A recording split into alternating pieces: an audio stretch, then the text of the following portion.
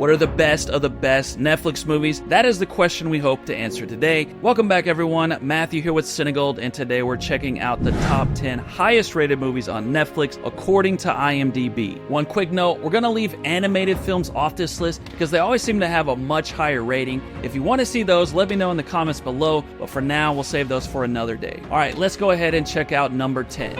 And the time keeps ticking. Tick, tick. You need to ask, are you letting yourself be led by fear or by love? Fear! 100% fear! At number 10 with an IMDb score of 7.5 is Tick, Tick, Boom. It follows a young theater composer who dreams of writing the next great American musical. It's a biographical story about late American composer Jonathan Larson and stars Andrew Garfield, who would be nominated for an Academy Award for Best Actor for his role. This adaptation of the stage musical of the same name blends Larson's original music with an engaging narrative, creating an emotional and inspiring journey, especially for budding artists. It's a solid watch for musical lovers and anyone chasing their dreams. Mr. Kachibunda, when you turn the wheel on your bike, the light shines. How? It's magnets. I can bring water. I know how to do it. At number 9 with a 7.6 rating is The Boy Who Harnessed the Wind. It tells the true story of a boy from Malawi who saves his village from famine by building a windmill and water pump from scraps. The Boy Who Harnessed the Wind was directed by and stars British actor Chiwetel Ejiofor in his directorial debut. It's an inspiring film that is a testament to the human spirit and shows that even one person can make a difference. If you're in the mood for a powerful true story, The Boy Who Harnessed the Wind is definitely worth checking out. I can no longer sit on the chair of St. Peter. You're mistaken. You are... Silence! I cannot play this role anymore. Number 8 with a 7.6 IMDb score is The Two Popes. You might notice some movies with the same IMDb score. In those situations, I used Rotten Tomatoes as the tiebreaker. As for The Two Popes, it explores the relationship between Pope Benedict XVI and Cardinal Jorge Mario Bergoglio, the future Pope Francis, as they confront their past and envision a new path forward for the Church. It stars Anthony Hopkins and Jonathan Pryce, who both got Academy Award nominations for their roles. The Two Popes masterfully blends moments of tension and humor, offering a nuanced exploration of faith, tradition, and change within the Catholic Church.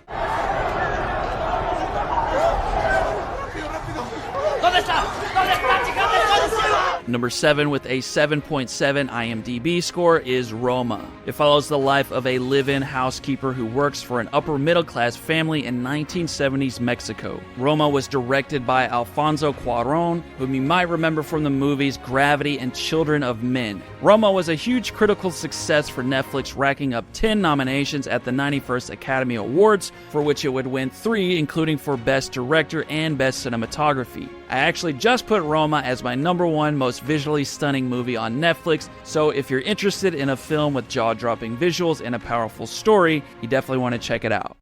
We want to underscore again that we're coming to Chicago peacefully, but whether we're given permits or not, we're coming. At number 6 with a 7.7 is The Trial of the Chicago 7. It's based on the true story of 7 anti-Vietnam War protesters charged with conspiracy and inciting a riot at the 1968 Democratic National Convention in Chicago. Aaron Sorkin, who is most famous for screenwriting such classics as Moneyball and The Social Network, would write and direct this 2020 historical courtroom drama. It's another heavily nominated film, this time getting 6 Academy Award nominations, including for Best Picture, but unfortunately it would win 0. It's got lots of strong performances and an excellent overall cast, and is yet another excellent story from Sorkin. If you find yourself searching endlessly for good movies to watch on Netflix, why not let me do the work for you? I scour the depths of Netflix every week to find the best of the best in every genre, so make sure to hit the subscribe button now and enjoy the best that Netflix has to offer. I'll go, you are going to kill this man. I'll go. Seize it!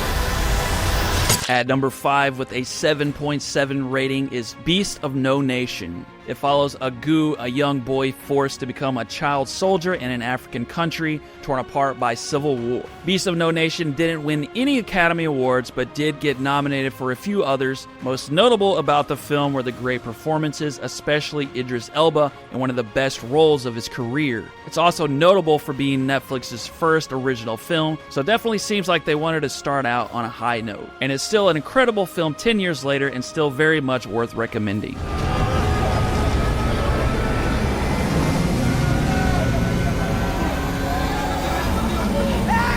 Number 4 with a 7.8 is Society of the Snow. This film follows the harrowing true story of a rugby team stranded in the Andes Mountains after a plane crash. Society of the Snow is the most recent movie on this list, releasing on Netflix in January 2024. This true story became quite remarkable due to the survivors' decision to eat the corpses of their dead friends and family in order to keep themselves alive. Society of the Snow won 12 awards at the 38th Goya Awards, including Best Picture, and was nominated for an Academy Award for Best International Feature Film. It's definitely one of the most powerful films released on Netflix in a while, and well worth checking out.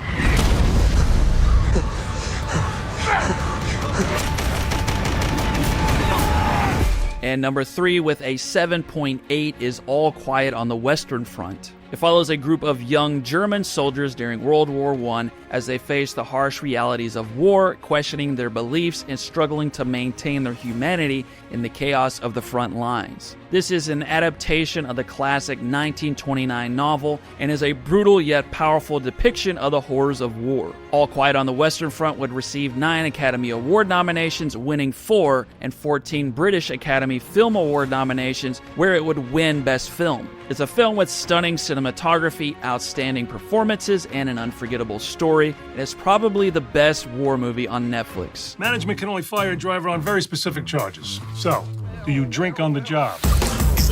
No. You ever hit anybody? On a job? Yeah.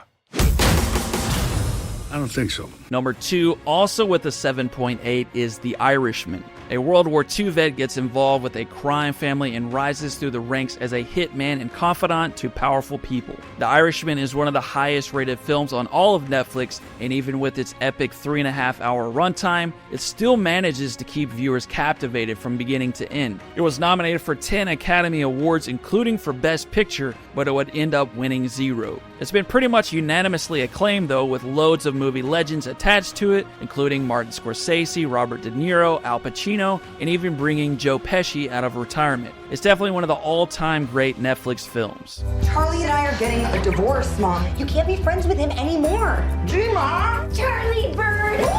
Mom. Mom. Mom. What? And the number 1 movie on our list with a 7.9 IMDB score is Marriage Story. A family goes through a painful divorce with the hopes of coming out whole on the other side. Marriage Story is the highest rated Netflix original, and as you can see, there were no 8s, 9s, or 10s. Marriage Story, though, is a wonderful film that's written with humor, compassion, and a ton of depth. It's loaded with talented actors, 3 of whom were nominated for their roles, and 1 would go on to win, Laura Dern, for Best Supporting Actress. It also got nominated for Best Picture, and it really is a great movie that's deserving of its lofty status as the highest rated movie on Netflix. What do you think? Which movies do you feel like don't belong, and which movies do you feel like are missing? Let me know in the comments below. Once again, that's it for me today, everyone. I will see you soon.